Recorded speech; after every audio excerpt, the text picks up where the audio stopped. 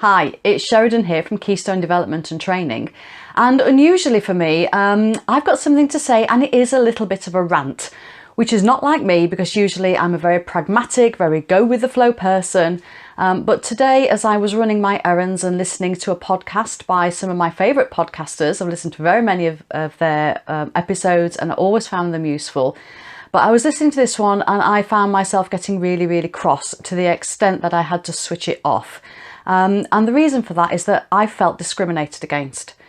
Why might that be, you think? I'm white, I'm not an ethnic minority, I'm heterosexual, I don't have any disabilities. So on the face of it, all is good. However, I think there is an actual discrimination here in terms of digital. There is digital discrimination going on in the world, and the way the people were talking on this podcast, to the extent that they freely admitted that if people couldn't work remotely and join in virtual meetings, then they couldn't employ them. And that just for me says, whoa, that is something, just like any other limiting factor, that is something that is actually beyond their control. So you've got perfectly good qualified people who you say would be good to join you, and you're not employing them because their internet connection is crap. This happens all the time, and it's really strange because I had a call from a webinar production company who desperately trying to get me to sign up, and I had to say, look, I really want to do this stuff, but I just can't do it at the moment. And this is why. It's not that I'm anti-tech. And I just think there's a massive assumption that we can all use digital whenever and wherever we want to.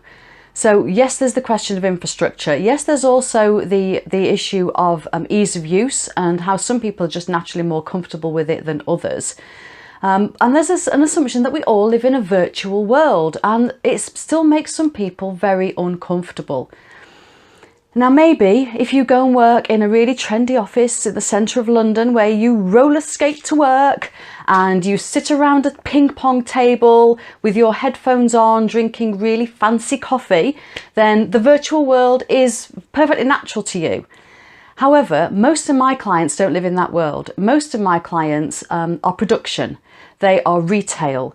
They work in industrial estates. People there do not have this sort of infrastructure. Even the managers may have a laptop, but that's all they're going to have. They're certainly not on it every day. In the branches, they will have an EPOS system and nothing else. And this reminds me, actually, one of my clients a few years ago wanted some training providing because they were introducing a new EPOS system.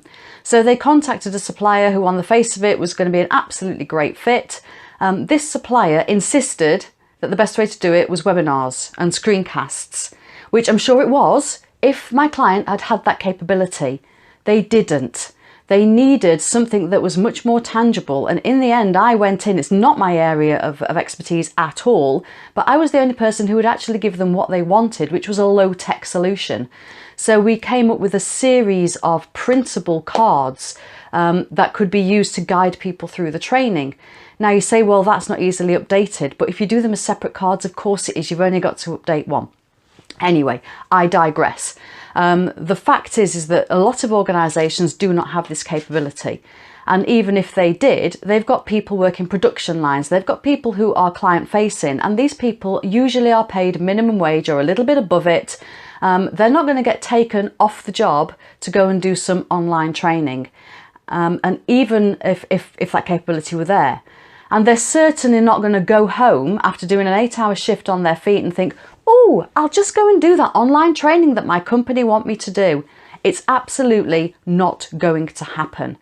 So I just want to remind people that whilst online training and virtual working and, you know, all these sort of online spaces and meeting places and Slack and webinars and all the rest of it may be really useful to you, they're not necessarily going to be useful to everybody. So please be aware that there is a whole other world out there who cannot or will not, for a whole range of reasons, be able to join this digital revolution. And that's especially important in the learning world, because we have to deliver learning in a format that our intended audience feels comfortable with and can access, not because we've invested a huge amount of money in some fancy schmancy online system that we then have to recoup the costs of.